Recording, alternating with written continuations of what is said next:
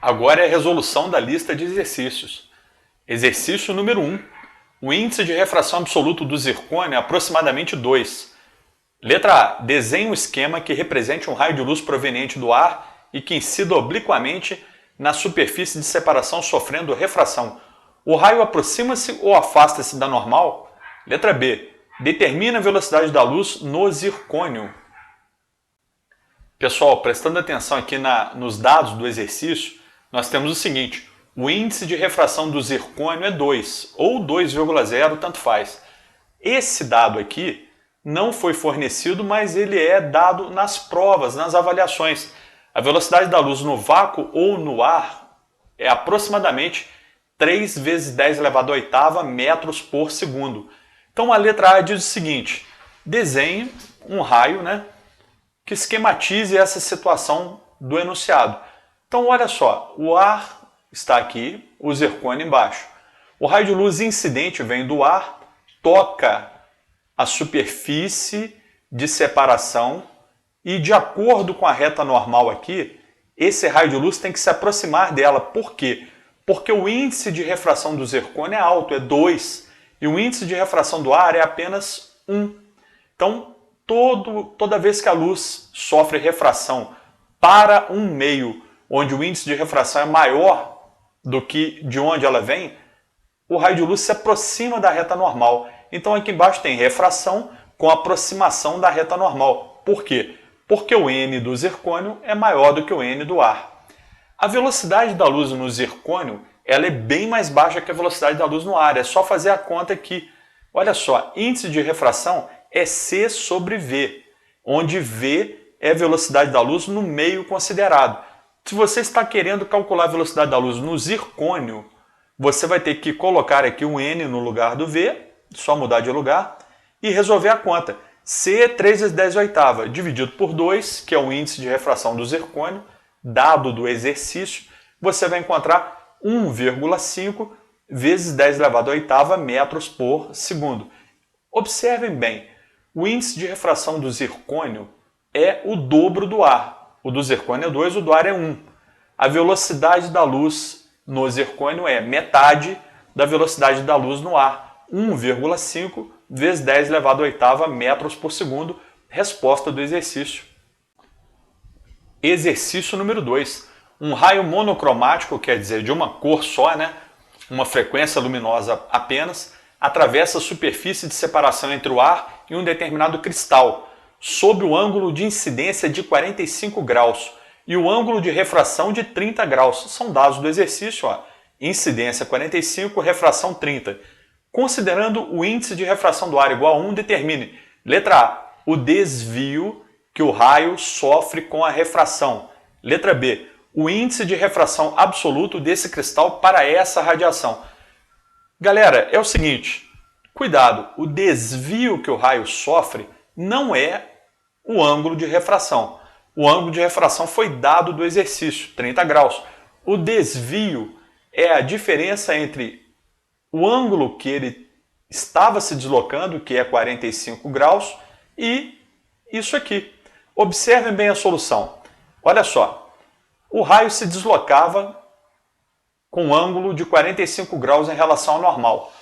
Tocou a superfície de separação dos meios e se aproximou da normal. Então esse ângulo era 45, dado do exercício, o ângulo de refração agora é 30. Quanto vale esse desvio, delta? Esse desvio é a diferença entre 45 e 30. Por quê? Porque esse ângulo todo aqui, oposto ao vértice em relação a esse, vale 45. São iguais. Então, a diferença entre eles é 15 graus, que é 45 menos 30.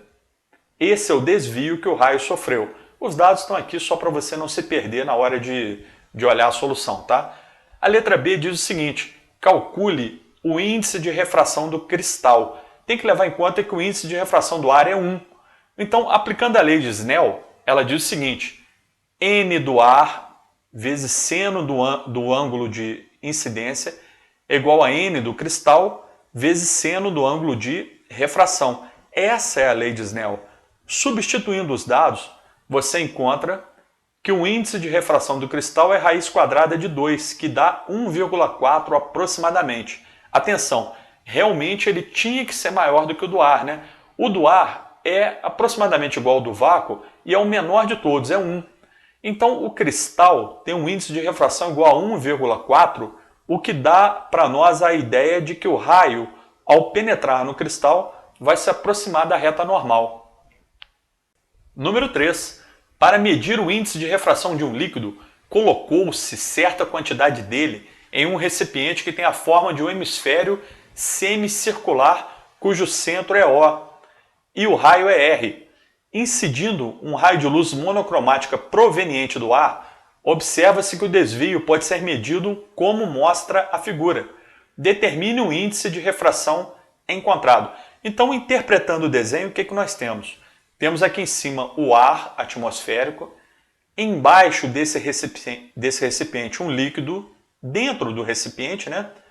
Um raio de luz incide na superfície de separação, sofre refração aproximando da normal. Então o índice de refração do líquido é com certeza maior que o índice de refração do ar. Ocorreu o desvio para a normal, aproximando da normal. Parece que faltam dados, né? Ele deu apenas essa distância aqui, 10 centímetros, e essa outra 8. Mas vocês vão ver que não precisa de nada além disso. Observem bem, o seno de um determinado ângulo é o cateto oposto a esse ângulo, dividido pela hipotenusa num triângulo retângulo. Por que eu coloquei isso? Porque a lei de Snell utiliza a ideia de seno. Então, para esse primeiro triângulo aqui, no ar, o seno do ângulo de incidência será igual a cateto oposto, que é 10, dado do exercício, dividido por R, que é o raio, a distância desse ponto até a circunferência, olha lá. Então, olha só, seno do ângulo de incidência é igual a 10 dividido por R. Agora, e o seno do ângulo de refração? Dá para calcular também. Olhando esse triângulo, é 8, cateto oposto ao ângulo, dividido pela hipotenusa, que é o próprio raio. Então, observem bem, desse ponto até lá, raio. Desse ponto até aqui embaixo, raio. Substituindo lá na lei de Snell, nós teremos o seguinte: N1 do ar vezes seno do ângulo de incidência igual a N2 vezes seno do ângulo de refração. O N do ar o exercício não deu, mas ele é fornecido em prova, vale 1. Tá? Então é 1 vezes 10 sobre R, calculado anteriormente, igual a N do líquido, que é o que eu quero, vezes 8 sobre R. Resolvendo isso tudo aqui, eu encontro o índice de refração do líquido igual a 1,25, conforme esperado, maior do que 1, devido ao fato de o raio refratado se aproximar da reta normal. Número 4. Um raio de luz monocromática, de novo, né, uma única cor, uma única frequência luminosa, propagando-se no meio A, com velocidade 3 vezes 10 oitava metros por segundo, incide na superfície de separação com outro meio transparente B, formando 53 graus com a normal à superfície. Então ele já deu aqui para nós o ângulo de incidência. O raio refratado forma ângulo de 37 graus com a normal no meio B, onde a velocidade VB vale em metros por segundo. Entenda bem, ele deu também um ângulo de refração, né? 37 graus, e pede a velocidade da luz no meio B. Um comentário importante: a velocidade da luz no meio B nunca pode ser maior do que a velocidade da luz no vácuo, que é 3 vezes 10 elevado à oitava metros por segundo. Então, na hora de resolver uma questão discursiva sobre isso, muito cuidado para montar a equação de Snell, para você não achar uma resposta maior do que a resposta velocidade da luz. Isso aqui do vácuo, isso aqui é impossível ser superado. Vamos resolver então essa questão usando a lei de Snell. Olha só, montando o desenho, nós temos assim: meio A, índice, ângulo de incidência 53 graus. Meio B, ângulo de refração 37 graus. Substituindo esses dados na lei de Snell, NA seno de I igual a NB seno de R, nós temos que o índice de refração do meio B é igual a 4/3. Você poderia me perguntar, mas o exercício não pediu isso? Ele pediu foi a velocidade da luz em B. Mas, pessoal, presta atenção. O índice de refração, ele já te dá informações sobre a velocidade da luz. Por quê? Porque o índice de refração, por definição, é a velocidade da luz no vácuo dividido pela velocidade da luz em um determinado meio. Resolvendo essa equação, nós encontramos o seguinte: a velocidade da luz em B é igual à velocidade da luz no vácuo dividido pelo índice de refração que eu acabei de achar. Resolvendo isso tudo, eu encontro 2,25 vezes 10 elevado à oitava. Atenção, com certeza menor do que 3 vezes 10 elevado à oitava. E de novo, confirmando aquela afirmação, olha só. Quando a luz passa de um meio de n menor para um meio de n maior, ela se aproxima da reta normal, como eu venho falado há muito tempo. Número 5.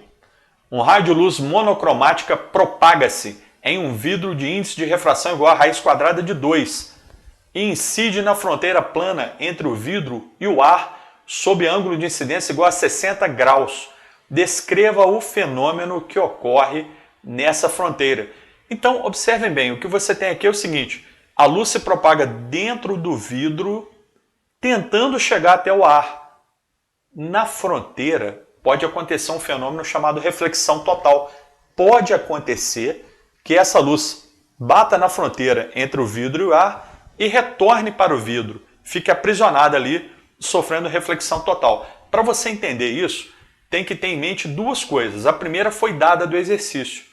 O ângulo de incidência é 60 graus. Se esse ângulo de incidência superar um ângulo chamado ângulo limite, essa luz sofrerá reflexão total. Então vamos testar isso calculando o ângulo limite. Olha só, o ângulo limite, ele é, por definição, o ângulo que permite que a luz toque a fronteira e volte para o meio. Então, pessoal, para calcular esse ângulo limite, nós usamos a seguinte expressão, demonstrada a partir da lei de Snell, tá? Seno de L é igual a índice de refração menor dividido por índice de refração maior. No exercício, o índice de refração menor é o do ar e o maior é o do vidro, que eu digitei errado, coloquei água aqui, tá? Na hora de você estudar, coloque vidro aí, viu? É só isso aqui que está errado, tá, pessoal? Dá 1 sobre raiz quadrada de 2. Resolvendo isso, nós temos que o seno de L é a raiz quadrada de 2 sobre 2, ou seja, L é igual a 45 graus. É o ângulo cujo seno vale a raiz quadrada de 2 sobre 2. A ótica, nessa parte de refração, trabalha só no primeiro quadrante. Então você não precisa se preocupar com arcos côngruos, com terceiro, segundo, quarto quadrante, nada disso. Você se preocupa apenas com o primeiro quadrante, lembrando a você o seguinte: 45 graus é o ângulo que tem seno igual a raiz quadrada de 2 sobre 2. Então, se a luz atingir essa superfície com esse ângulo, ainda ocorrerá a refração, mas ocorrerá a refração rasante à superfície, como eu expliquei na aula teórica. Porém, foi dado do exercício, olha só, o ângulo de incidência é 60 graus, que é maior do que 45. Então, não ocorrerá mais refração, ocorrerá reflexão total. A luz atinge a fronteira entre o vidro e o ar e ela é refletida totalmente para dentro do vidro. Lembro a vocês que isso só é possível porque o índice de refração do vidro é maior do que o índice de refração do ar. O vidro é a raiz quadrada de 2, o índice de refração, e o do ar é 1. Quando isso acontece, há a possibilidade da reflexão total acontecer. E, no caso, essa reflexão total depende apenas do ângulo de incidência. Por quê? Porque 60 graus é maior do que 45. Então, ultrapassou o limite de reflexão total. A partir desse limite, de ultrapassar esse limite, não acontece mais refração, né? Acontece apenas reflexão total da luz. Número 6. Um raio de luz se propaga do meio 1, cujo índice de refração vale 2, para um outro meio, seguindo a trajetória indicada na figura. calcule o ângulo limite para esse par de meios. Essa aqui é a situação dada do exercício. Inicialmente você tem um raio de luz se propagando do meio 1 e passando para o meio 2. Observem bem uma coisa. O meio 1, a luz estava próxima da normal. No meio 2, a luz se afastou da normal. Então, aparentemente, o índice de refração do meio 2 é menor do que o índice de refração do meio 1, porque quando um meio tem índice de refração menor do que o outro, a luz se afasta da normal. Vamos observar isso? Olha lá, são os dados, né? I igual a 30 graus, a condição inicial do exercício, R igual a 45, índice do meio 1 igual a 2. Vou calcular o índice de refração do meio 2, resolvendo através da lei de Snell. N1 vezes seno de I igual a N2 vezes seno de R. Substituindo os dados, eu encontro o índice de refração do meio 2 igual a raiz quadrada de 2. Olha, a raiz quadrada de 2 é menor do que 2, né? Raiz quadrada de 2 é 1,4 aproximadamente. E, claro, com certeza menor do que 2. Então, existe condição de acontecer a reflexão total da luz. Para isso acontecer, eu tenho que entender qual é a ideia do ângulo limite. O ângulo limite, em uma situação envolvendo dois meios, olha só, dois meios com índices de refração diferentes, o ângulo limite é sempre, o seno dele é a divisão entre o índice de refração menor sobre o índice de refração maior. Então, o seno do ângulo limite é o n menor sobre n maior. Para esse par de meios que eu estou estudando, o n2 é menor que o n1. Então, temos raiz quadrada de 2 sobre 2. Olha, lembrando aquela ideia da função trigonométrica inversa, você tem um ângulo cujo seno vale raiz quadrada de 2 sobre 2. Esse ângulo é 45 graus. Lembrando que a gente pensa só no primeiro quadrante. Então, o ângulo limite para esse par de meios é igual a 45 graus. Entenda bem, esse exercício, o desenho original dele, não é a situação para ângulo limite. O ângulo limite aconteceria aqui embaixo, ó, no meio 1. Que tem índice de refração maior do que o do meio 2. Como poderia acontecer? Poderia acontecer, por exemplo, assim, olha só.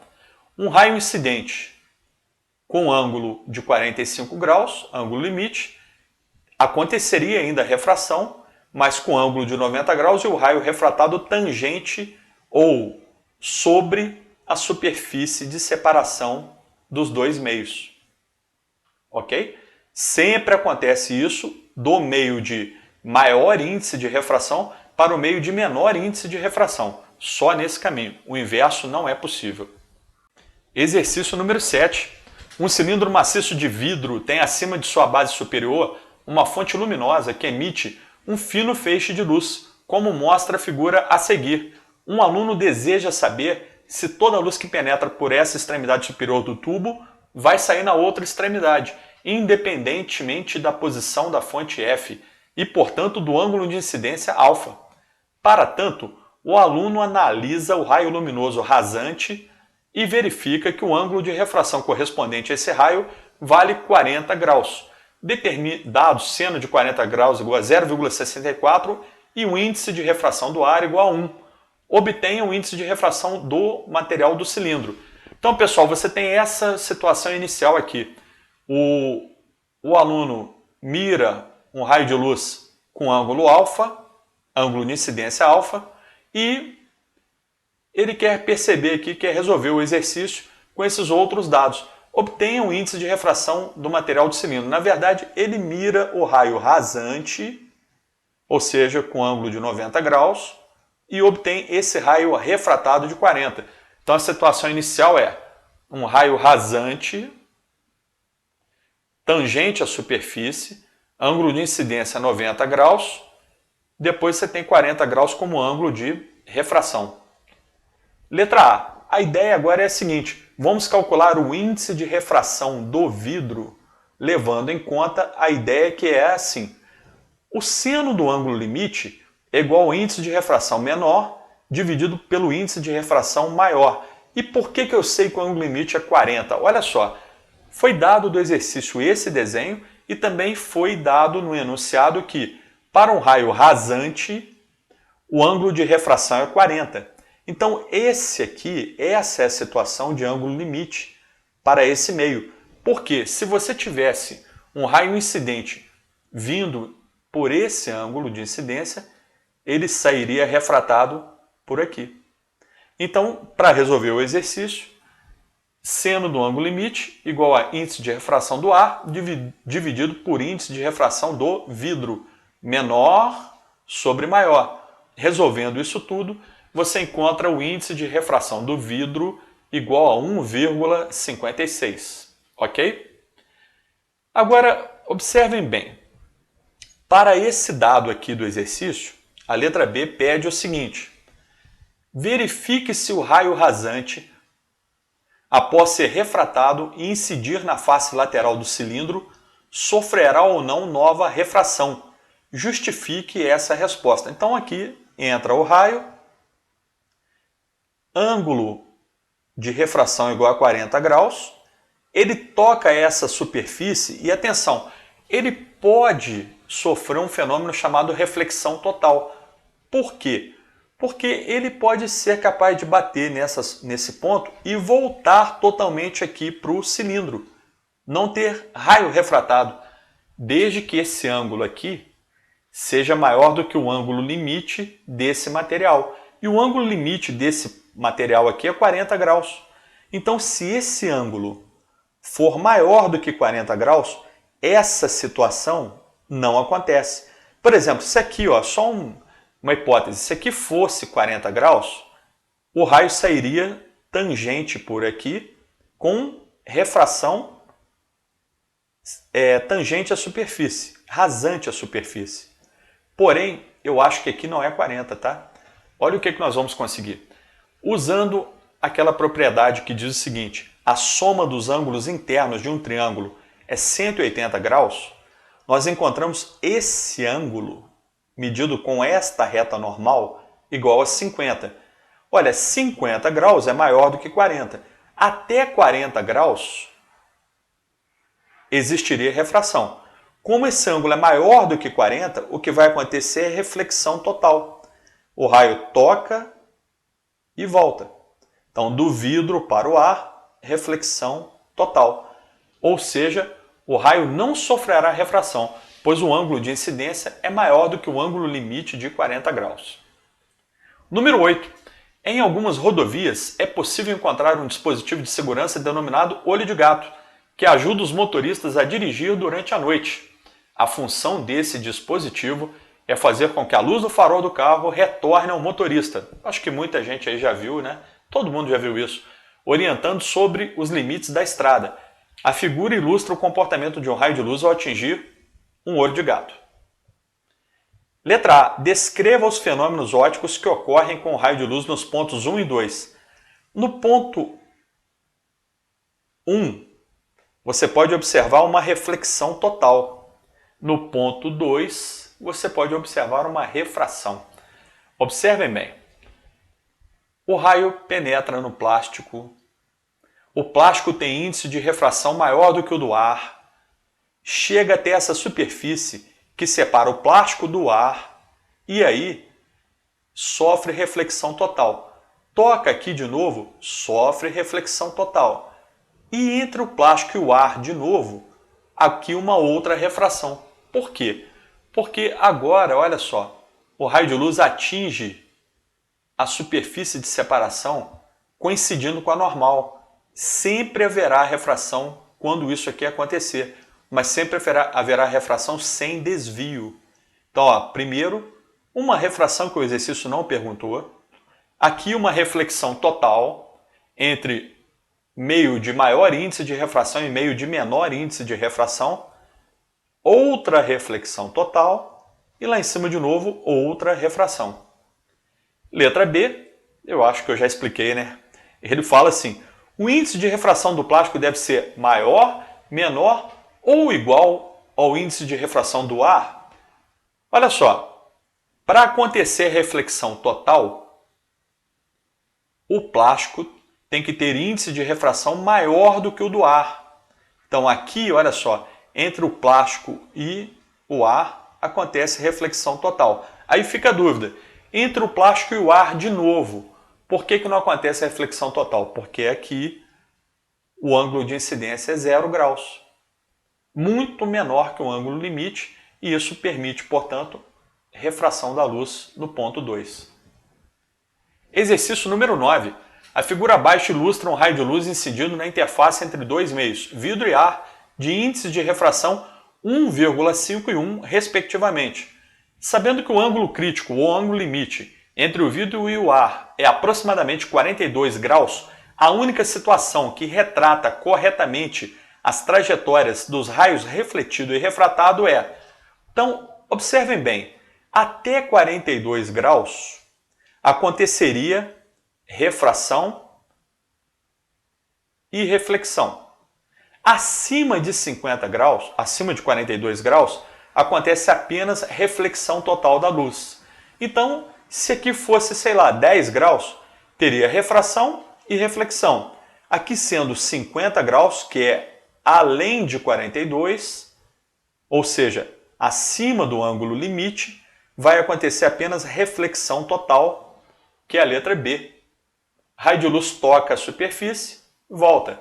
Então, pessoal, isso é possível porque, primeiro, vidro tem índice de refração maior do que o do ar. Segundo, o ângulo de incidência é maior do que o ângulo limite.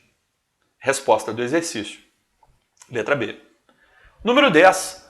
Um tanque de paredes opacas, base quadrada e altura H igual a 7 metros, contém um líquido até a altura Y igual a 4 metros. O tanque é iluminado obliquamente, como mostra a figura. Um raio de luz passa por aqui, toca esse ponto e entra na água. Um líquido, né? Não falou água. Observa-se uma sombra de comprimento A igual a 4 metros na superfície do líquido, sombra da borda do recipiente, e uma sombra de comprimento 7 metros no fundo do tanque.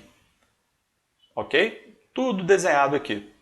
Letra A. Calcule o seno do ângulo de incidência, medido em relação ao normal da superfície do líquido. O ângulo de incidência ele está aqui, ó. É entre o raio incidente e a reta normal. Vou desenhar para vocês com mais clareza. Ângulo de incidência está aqui. Observando toda a geometria do exercício, nós podemos entender que essa região aqui tem 4 metros. Então aqui também terá 4 metros. Temos 3 metros aqui. Por que 3? A diferença entre 7 e 4. Então esse lado aqui, 3. Esse outro lado, 4. Esse triângulo pitagórico famosíssimo, né? 3, 4 e 5. Então, para calcular o seno do ângulo de incidência, nós temos cateto oposto, 4 metros, dividido por cateto por hipotenusa, 5 metros. Resposta do exercício, 4/5 ou 0,8. Mas atenção, é muito importante a geometria desse triângulo retângulo aqui. Entenda bem, esse lado é 4, lá em cima 4 também. Esse lado é 3, pela diferença entre 7 e 4, ok? 3, 4, hipotenusa você teria que calcular pelo teorema de Pitágoras, 5. Ou somente escrever mesmo triângulo 3, 4, 5. Ok? A letra A não é bem uma letra de uma prova de física, né? É mais um raciocínio aí de matemática, de trigonometria. Letra B. Supondo que o índice de refração do ar seja igual a 1, calcule o índice de refração do líquido. Para calcular o índice de refração do líquido, seria importante saber o ângulo de refração, que não foi dado.